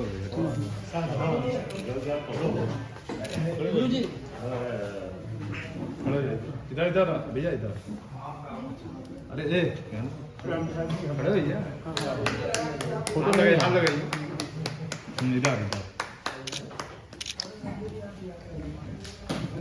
और बंधु एवं तमाम क्षेत्रों में कार्य कर रहे सामाजिक कार्यकर्ता, आप लोगों ने जो इस कार्यक्रम में समय दिया, इसके लिए प्रधान संपादक सिद्धार्थ द्विवेदी जी, स्थानीय संपादक राम प्रताप जी, आयोजक चंद्रंजन त्रिवेदी जी, राकेश जी, मनीष पाठक जी, गांव बिना परिवार के सभी सदस्य हृदय से आप सबका आभार व्यक्त करते हैं, धन्यवाद करते हैं। जय हिंद, जय भारत। और मैं अपने लोगों के बीच के बहुत महत्वपूर्ण साथी थे। जब आपातकाल लगा था तो एक टीम बन गई थी और इसमें वो थे और एक समय भूमिगत पत्र निकला था रणधीरी, आपने नाम सुने हो, तो रणधीरी के प्रकाशन में उनका भी बड़ा योगदान था। उनका अभी 5 जनवरी को उनका देहांत हुआ है अहमदाबाद। उनके बारे में बता दूं कि आप लोग महादेव भाई देसाई का नाम सुने होंगे। महादेव भाई देसाई गांधी जी के सचिव थे और वैसे जिनके भी निधन पर, महादेव भाई के निधन पर गांधी जी ने उपवास रखा और उनके निधन के दिन यानी 15 अगस्त को निधन हुआ था और 15 अगस्त को गांधी जी मौन व्रत रखे रहे और उन्होंने कहा था कि अगर महादेव न होता तो मैं नहीं जानता कि मैं क्या कर सकता। महादेव भाई का इतना महत्व था, सारे पत्रों का, उनके सारे कार्यक्रमों का सब कुछ वही देखते रहे। तो महादेव भाई पर अभी नचिकेता देसाई उनके पौत्र रहे और उन्होंने एक किताब लिखी इसी जनवरी में, 1 जनवरी को अहमदाबाद में साबरमती आश्रम में उसका लोकार्पण हुआ। पुस्तक का नाम है Mahadev Desai Gandhi front line report. ये तमाम चीजों को संकलित करके और उन्होंने एक बड़ा मेहनत किया, एक बड़ा तो कह रहे चौथी रात की बात कहते हैं, चौथी रात चली बात भाई जो कब्र की रात